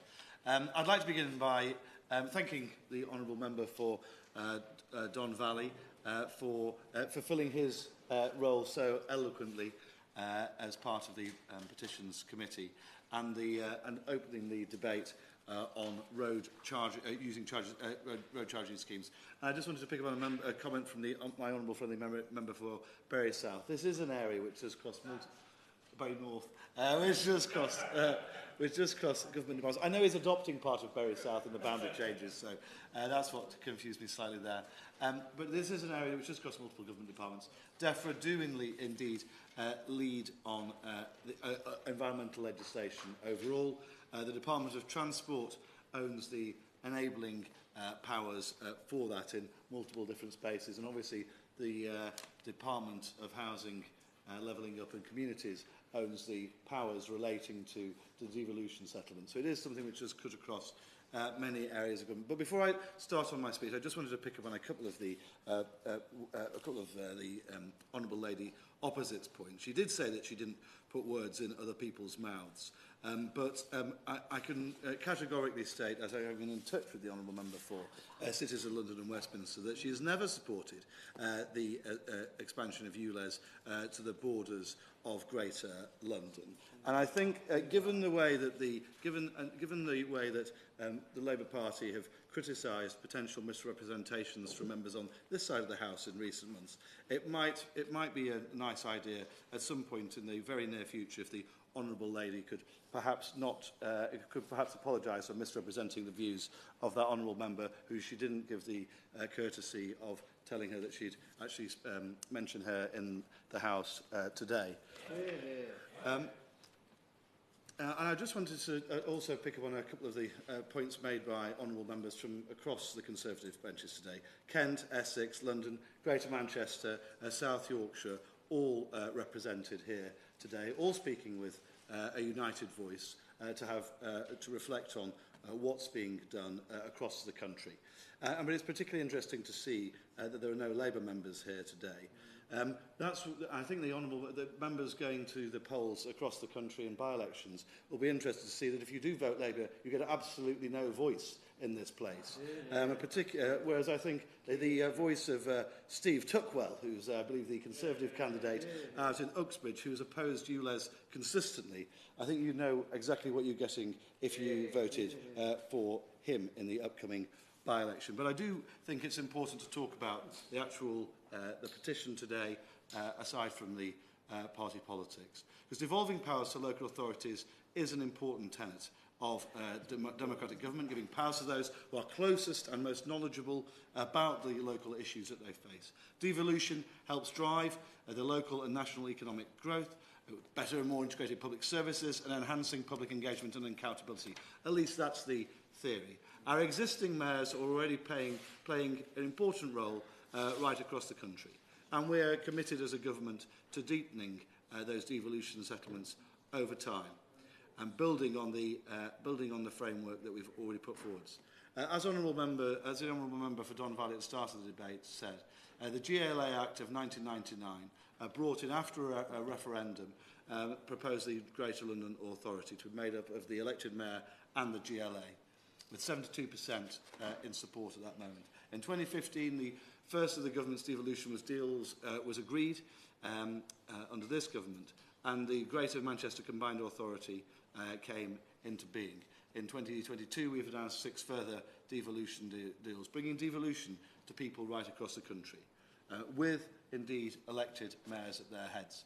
These deals mark a new chapter in English devolution, and it's particularly important, I think, at this point, to reflect on what that devolution means. It doesn't just mean devolving power and money, it also means accountability at a local level. And I think that's what honourable members have been talking about a lot here today. It means people need to be accountable for the decisions they make in local government when they're brought forwards. And it was particularly interesting to look at one of the petitions today, because it was talking about actually changing the GLA Act to remove a power from a member, from a directly elected mayor. It's quite interesting that when those petitioners put that forwards, they're doing that because they know where the power lies, but they don't trust the person who is currently operating in that position to stand up for them. And I think it comes to something when, rather than campaigning to change the person at the top, they are so worried and so concerned for their lives as honourable members from Orpington to Bury North to Carshalton and Wallington. So they're so concerned about the impact that this is going to have on their lives, and the lives of their families and the lives of their communities, that they want to actually remove a power from the person rather than change it, because they just don't trust the people in those positions to represent them. Just to remind the Minister that he should be speaking through the chair. Thank you, Mrs May, for reminding me. I apologise for being discourteous to you. Regarding tackling air pollution, and this was mentioned by honourable members across the House, one of the biggest environmental threats that we face at the moment, and the honourable member for Don Valley in his opening remarks highlighted Ella's case. There is evidence of a link between very high and problematic air pollution and high mortality. But those living in our country at the moment can see what this government is trying to do in that direction. We've already introduced the phasing out of electric cars. We've got the phasing in of electric cars and the phasing out of the internal combustion engine. We're doing the same for HGVs, the same for our coach sector. Before the end of this Parliament, we'll have very clear what we're going to do on phasing out of the internal combustion engine in our bus network. We've invested in over 3,400 zero-emission buses right across the United Kingdom, very close to our target of 4,000 before the end of the Parliament. This is what we're doing right across the piece in order to deliver on our environmental objectives. We've introduced 2 new targets beyond that for fine particulate matter in the Environment Act recently. Another £883 million to tackle air pollution in 64 local authorities where nitrous dioxide levels were too high. Since 2010, we've awarded a further £53 million to English local authorities to support over 500 local projects. And even as recently as on the 9th of February, we announced the latest round of funding with the Air Quality Grant Scheme. London gets its own package of this money through, as the Honourable Member for Old Bexley and Sidcup said, the £6 billion package that we've delivered to the Mayor of London in order for him to deliver that locally as well. So we're not talking about action, we're actually delivering it. And the Honourable Lady opposite talked about how the Labour government in Wales is a pioneer.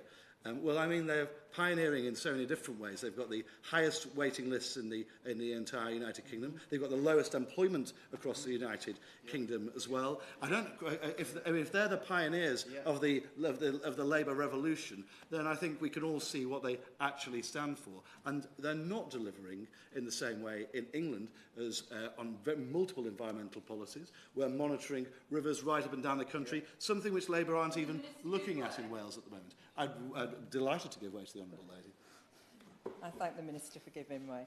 Would the Minister actually recognise, because you spoke just a minute or two ago about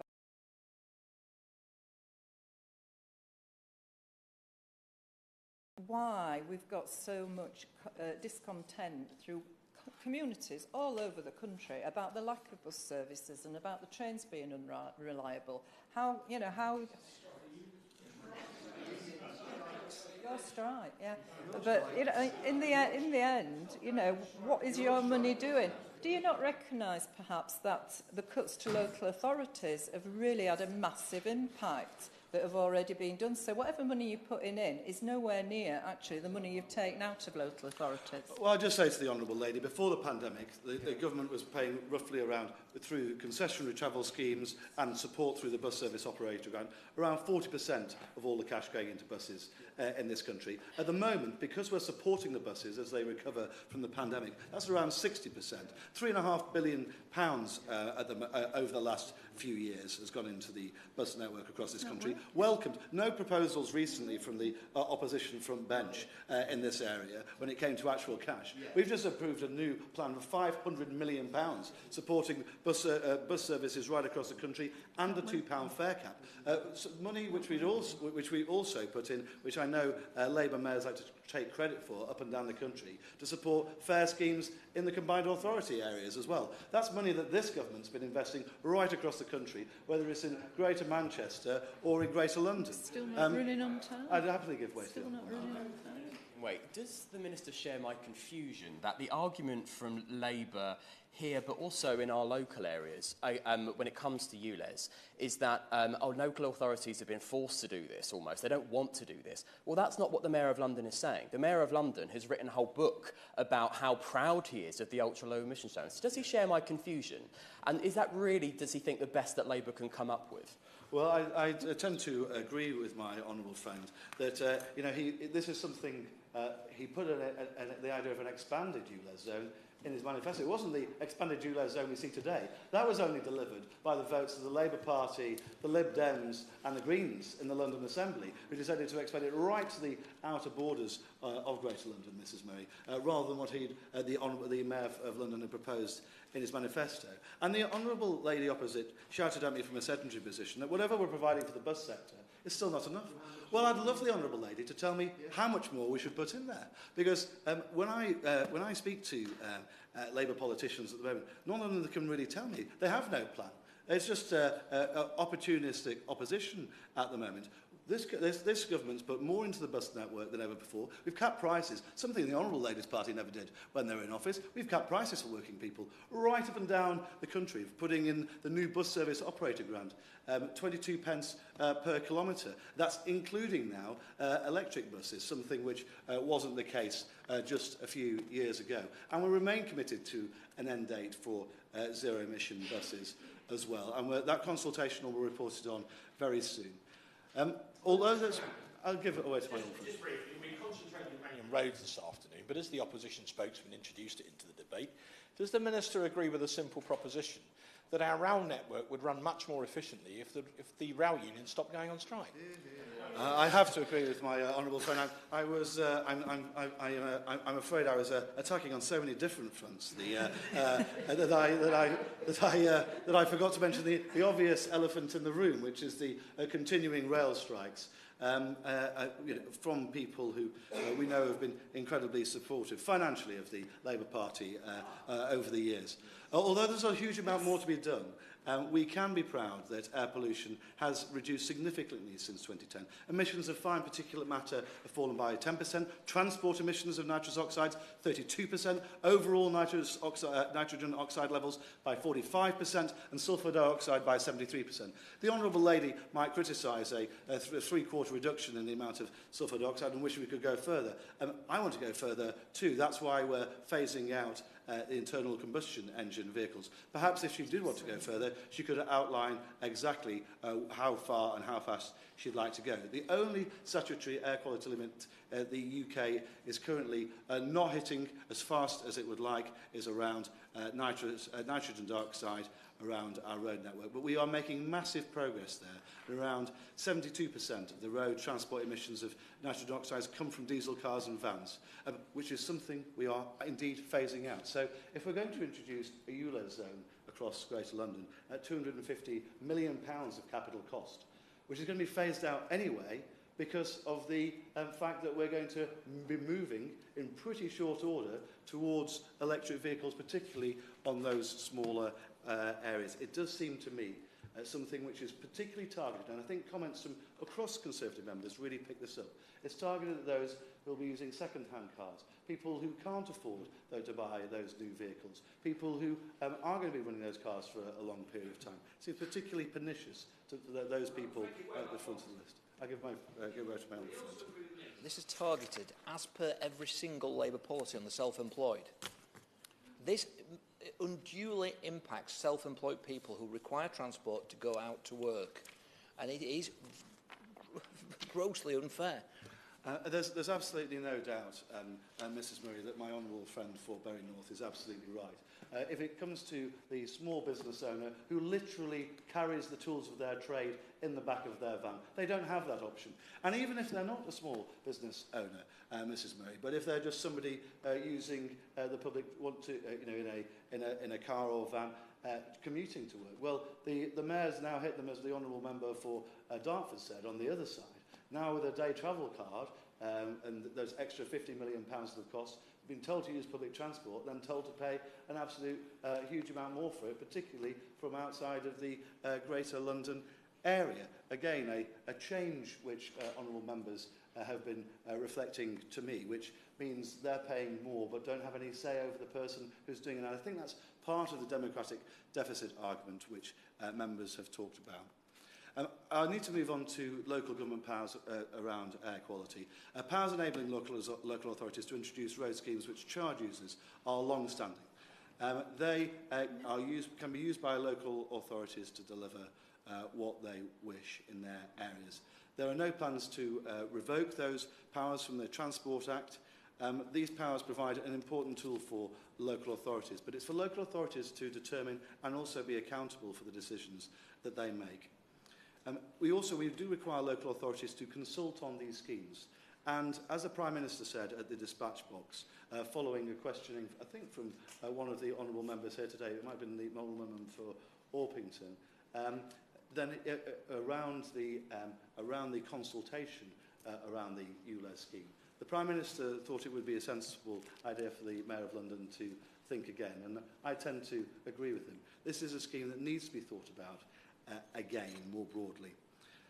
The powers have been used by some local authorities, all in different areas. But what I would say to all local authorities across the country is what you don't want to, if you want to take people with you, you shouldn't be trying to drive people out of using cars. You should be providing better quality alternatives. And I think it's particularly sad to see the Mayor of London reducing some of those, particularly those historic bus routes, and not allowing that alternative when people really need them. And I've pledged before to my right honourable friend for Chipping Barnet, I will speak to the Transport Commissioner in London about the 84 bus. I'm seeing him in the next few weeks, and I shall do so again. The government recognises the need to support a range of solutions across the board, though, for individuals and businesses impacted by measures to tackle air pollution. That's why we've already awarded £402 million through the Clean Air Fund to tackle some of the local authorities which face some of the most pernicious and difficult to mitigate negative impacts of air quality. Under the GLA Act, Transport for London and Transport is devolved to the Mayor. It is his responsibility to manage and oversee the transport network. This includes the power to create or vary road schemes which charge users, which is why the petitioners put their petition in the way they did today. It is up to him to determine and to justify what he's doing. The Mayoralty in London has previously used the powers to introduce a congestion zone, the low emission zone, and the current smaller ULEZ zone in central London. And when the Mayor put forward his transport strategy, which was voted on, that could have been rejected by members of the GLA, but it was supported by every party in the GLA apart from the Conservatives. So that's where he gets his the ability to do this from. I will give way to my own friend. After the GLA Act 1999, gives the London Assembly the power to accept or veto mayoral strategies, including the transport strategy, but only on the proviso that 2/3 of elected members of the GLA agree on an alternative, which of the 25-member GLA means that 17 would have to agree on the alternative. Now, the electoral system for the London Assembly guarantees that no one party is going to be able to do that. It would have required Labour votes to do that, which is why the Mayor's budget has never been amended and why no strategies have ever been amended. Will my honourable friend agree that that is precisely why the petitioners have put this petition today, because the London Assembly doesn't have the power to veto, not the effective power to veto the Mayor's transport strategy, which is why they're calling on the government to step in and do it. I'd like to thank the honourable member for making that point. I think what's particularly interesting today, actually, about Labour members is how few of them are here. In fact, none of the backbench members are here. I'd be really interested to know why that's the case, because it's quite clear to me that actually probably a few of them secretly and in the background would go against their party leader, the leader of the opposition, the member, or right honourable member for Holborn and St Pancras, who's fully behind Mayor Carr's plan for this massive expansion of ULEZ. And I think that a few of them would like to speak up in that way. I understand the point the honourable gentleman's making, and I will address that directly at the very end of my remarks, if I may. But I think it's very important that we also do say to people, if you want to have a change, there is, rather than trying to change the rules, or change the legislation in these places, you can change the person in charge of implementing them. And I think that's the most important message that we can carry today. And I think a really important way of sending that message in the very near future is to deliver it in Uxbridge in the next few weeks. And sorry, I digress slightly, Mrs. Murray, there. The Morality in London has previously used, as I said, the GL Act to introduce various different things. And there's been a significant reduction in nitrous oxide as well as other particulates and other pollutants over the last few years with the improvement of engines as well as due to other factors. The Mayor of London needs no agreement from the government nor the London boroughs to pursue his proposed expansion of ULEZ under the current law. Whilst the current Mayor notified the Department of his intention to expand the ULEZ, he is not obliged to consult the Department of Transport under the current legislation. At the last mayoral election in 2021, the Mayor did so under a manifesto to pledge to expand the ULEZ to the boundary of the North and South Circular. However, his manifesto did not say it would be expanded to the boundary of Greater London. And to implement the Mayor's preferred option of expanding ULEZ, he had to revise his transport strategy, as I've mentioned, and this was subject to consultation and a vote in the London Assembly. The car is important. Is often the only option for people to get around in their daily lives, as are small vans as well. They're particularly needed for those who have limited mobility as well, and I think that's another element to this which we all need to consider at the moment. People depend on them for food, for their health, for their livelihoods, to visit friends and family. They should be given a choice as to how they choose to travel. By imposing obstacles to this during the cost of living crisis, it would appear to be quite a blow to those who need their cars and who have no real alternative and whose choice is being removed. There are other less intrusive measures that the Mayor could have proposed to improve air quality in the capital, but he didn't. And he's chosen to expand ULEZ, and that is his decision, and he has the power under the current law. And I just want to touch briefly, before I finally conclude my remarks, on the rest of the country as well, because I think the Honourable Member for Bury North also raises some important points. One area where we do recognise an emerging inconsistency is the powers of local authorities to look at charging systems in their different areas, where that approach taken within London differs from those outside the capital. The judicial review into the Mayor's proposal is being heard in July, and I can't really speak in much greater detail about that aspect of this at the moment, aside to say that the case will be heard on 4 grounds, which was previously 2 before the recent appeal, including how the Mayor conducted his consultation and his scrappage scheme. Clearly, we can't comment, it wouldn't be proper to comment on that, but we have seen the difficulty this inconsistency in local authority powers can create, with 4 London Borough Councils alongside Surrey County Council challenging this decision. And I think it's important to recognise that, and as many honourable members have said, that impact on their constituents without the ability to change the Mayor is a real issue here. Outside London, combined authorities have had their locally agreed decision-making processes for road schemes which charge users. Powers are typically held by the combined and local authorities, with some degree of local authority agreement being required to introduce schemes. That is separate and different from the situation in Greater London. 2 decades on from the re-establishment of the morality in London, it's right that government should take stock of how London's devolution settlement is operating in practice. This is why the government is committed to reviewing the London devolution settlement as part of the English devolution accountability framework more broadly. And whilst I'm not in a position today to announce any change to the government's position in this, and it will be more properly for members of, ministers in other departments to fully reflect that, I do recognise the strength of feeling, not only of the honourable members here, but also of the petitioners. And I will commit to raising the concerns expressed today during this debate with my ministerial colleagues. Thank you very much. Nick Fletcher to wind up. Thank you, Mrs Murray. It's been an extremely good debate today. It's brought the North and South together, which is always good to see. Unfortunately, the opposition didn't want to come and join us today, and we've heard often in the speeches that have been given the reasons why. It seems to me wherever you get a socialist authority, then you will always get additional taxes. We've heard today that Scotland is speaking about tourist taxes, and they're already in place in Manchester. They seem to only want to do is literally tax businesses and tax the people of this country, and they pay enough as it is, and we do not need any more of these policies being put in place. Yes, by all means. Just wondered whether the Honourable... thank you for giving me. I wondered if the Honourable Member had thought about the actual impact of the former Prime Minister's actions towards the economy in September, October time, which has led to the highest taxation for almost everyone Excuse for many me. years. Order. The Shadow Minister was a little bit out of scope of this debate then. Thank you, Mrs Murray. I'm glad you've stepped in there. I just want to remind this place that we were left with, and I was saying there was no money left, and the last Chancellor sold off all the gold as well. But there you go. I mean, it's shirking responsibility as always.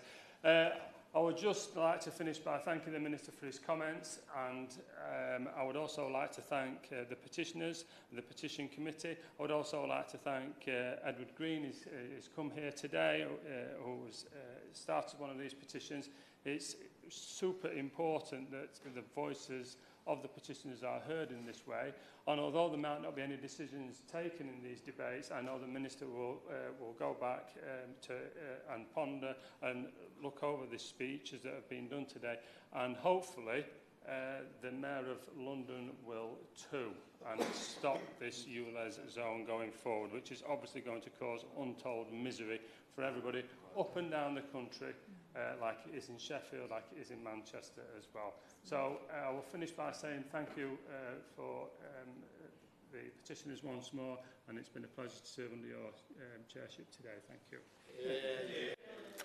The question is that this House has considered E-petition 599985 and 63350 relating to local road user charging schemes. As many as are of that opinion say aye. Aye. To the contrary, no. The ayes have it. The ayes have it. Order, order.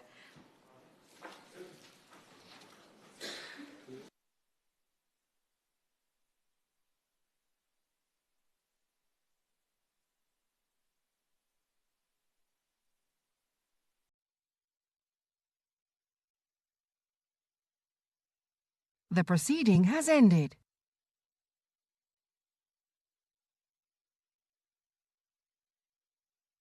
The proceeding has ended.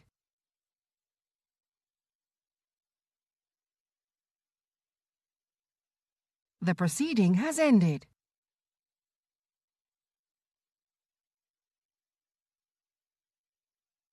The proceeding has ended.